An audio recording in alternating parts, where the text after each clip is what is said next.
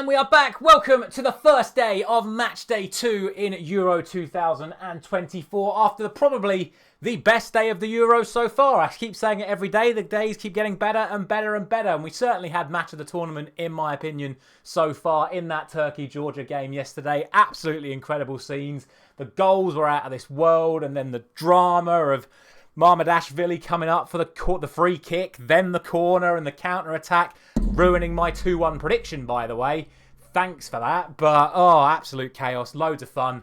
And then Czechia almost getting the result against Portugal. A dodgy own goal and then a dodgy deflection from the Pedro net across.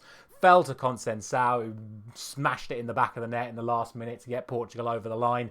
Brilliant, brilliant day's action. The perfect end for match day 1.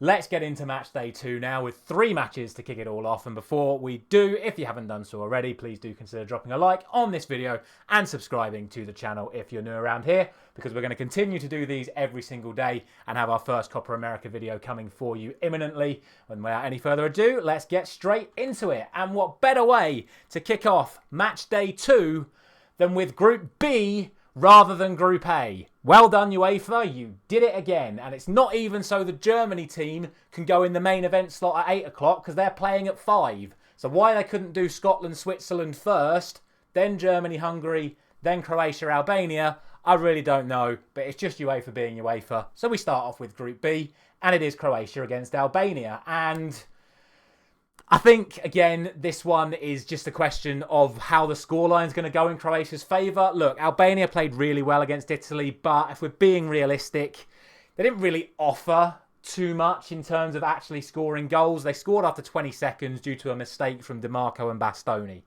After that, Donnarumma wasn't really tested throughout the rest of the match. Not to say Italy played particularly well going forward themselves. I think Albania defended well, but it didn't really look like much of a threat to me. So I was really torn in this between whether or not to go for 2-1 to Croatia or 2-0 to Croatia.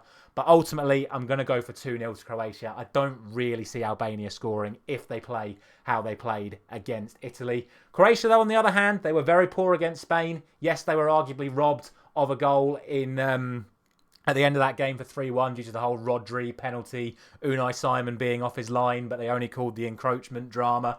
But I still think Croatia would be too good for Albania, so I'm going to go for 2-0.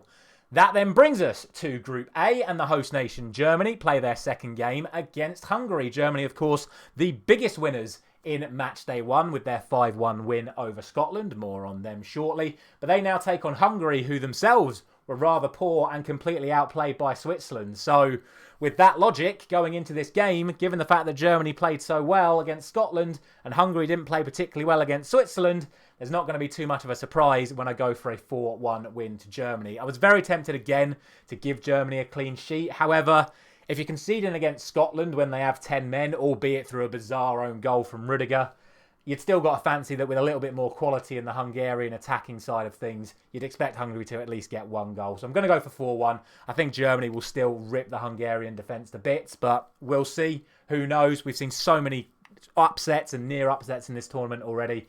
Who knows? Maybe Hungary turn up again and do over the Germans. It would certainly be nice to see as an England fan. And speaking of nice things to see as an England fan, Scotland look to bounce back from their 5-1 defeat to Germany. Ha ha, Scotland. As they take on the Swiss, who look to back up their impressive performance against Hungary.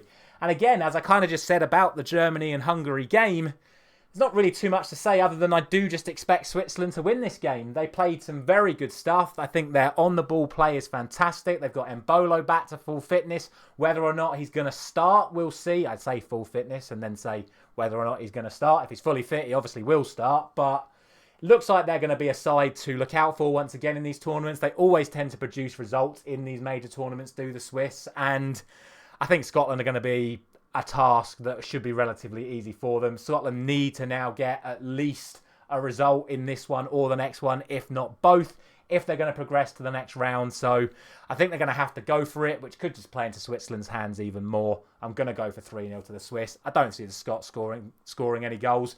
They only scored against Germany, like I said, due to that bizarre Rudiger own goal anyway. So I don't see the Scots scoring against the Swiss. I see the Swiss controlling the game from start to finish and grabbing themselves 2 or 3 goals along the way.